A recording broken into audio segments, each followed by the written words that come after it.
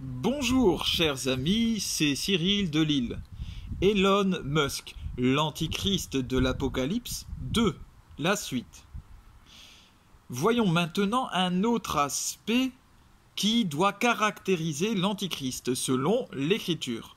L'antichrist, je cite, doit instaurer un règne donnant l'impression d'apporter paix et sécurité. Voyons voir si Elon Musk nous montre déjà des signes qui vont dans ce sens. Grâce à ces fausses solutions présentées. Quelles fausses solutions? Eh bien, je vous renvoie à la vidéo précédente. Elon Musk est aujourd'hui l'homme le plus riche du monde. Même s'il y a quelques fluctuations, de manière générale, c'est lui. L'un des plus puissants et des plus influents. Et c'est là un autre signe qui doit caractériser le dernier antichrist, celui qui résume tout.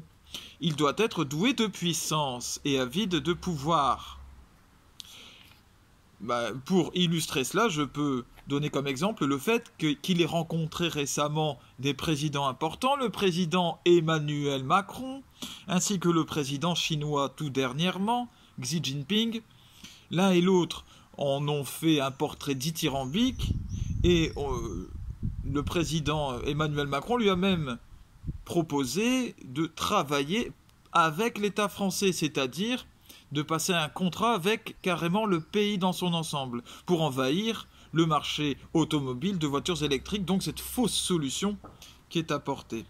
Voilà ce qui montre quand même une puissance, une influence assez peu commune, et qui ne fait que croître.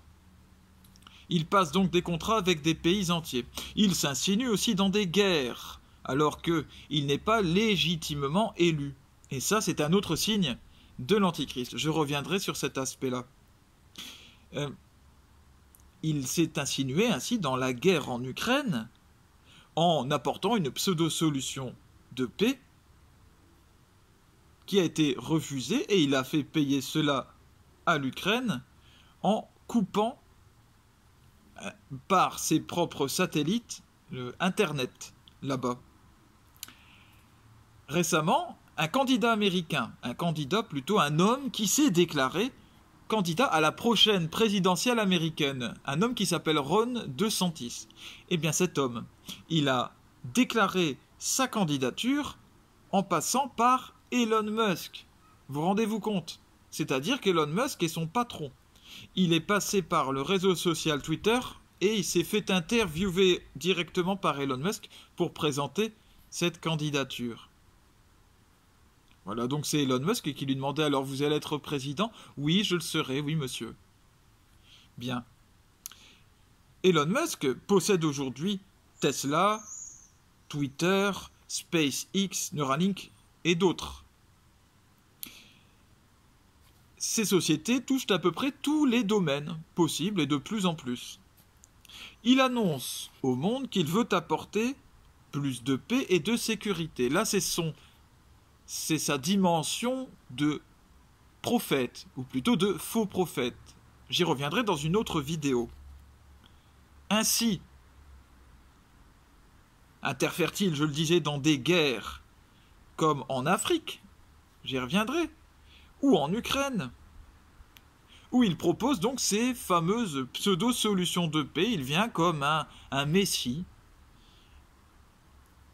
Par sa technologie, par ses drones, par ses armements, par ses satellites, il promet de pouvoir répondre aux menaces militaires.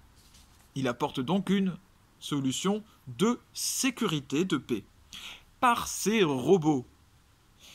Ces robots qui, selon lui, seront donc au service de l'homme. Il promet aux hommes de les libérer de l'obligation du travail, c'est ce qu'il a dit, et de donner une meilleure sécurité dans les rues, puisqu'il voudrait que ces robots assurent la sécurité aussi dans des rues. Donc, il propose une solution de sécurité et de paix.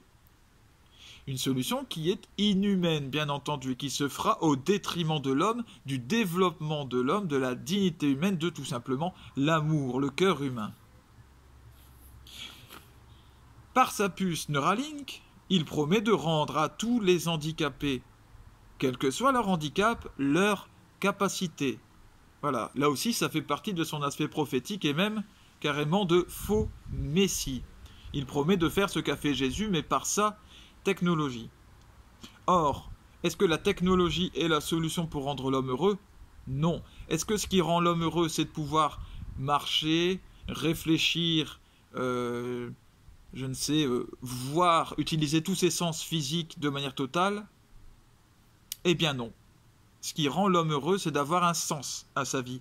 Est-ce que la réparation d'un dommage physique donne un sens à la vie? Non. Voilà le problème, j'y reviendrai. Par SpaceX, ils promettent aux hommes de pouvoir vivre sur Mars. Donc il dit que l'homme pourra établir une colonie sur cette planète et donc s'y rendre lorsque la Terre sera détruite. Bien sûr, puisque selon lui, eh bien, il n'y a pas d'autre solution. Hein. Eh bien, il pourra aller vivre là-bas. Encore une solution, une pseudo-solution de sécurité et de paix. Voilà. Quelle est la véritable solution? Puisque je dis que c'est une fausse solution, eh bien, c'est de prendre soin de notre planète et de ne pas, par exemple, comme il le fait, développer de voitures électriques qui abîment encore plus l'écosystème, ou alors de ne pas chercher à développer des fusées pour des voyages terrestres entre l'Europe et l'Australie, etc. Voilà, quand s'il était cohérent, c'est ce qu'il dirait, et c'est ce qu'il ferait. Mais tout ça, il ne le fait pas. Pourquoi est-ce que, au niveau des guerres, la technologie, les drones, les armements ne sont pas des solutions?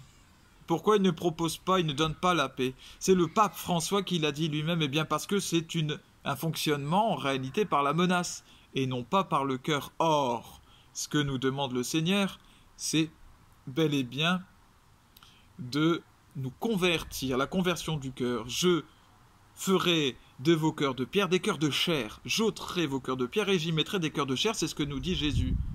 La solution, c'est l'amour entre tous, et non pas la contrainte par la force. Voilà pourquoi ce sont de fausses solutions de paix et de sécurité qui emmènent, en réalité, apporteront sur Terre plus d'insécurité, car plus de révolte, plus de peine intérieure, plus de tristesse aux gens, et donc il y aura plus de violence, parce que les deux sont corrélés.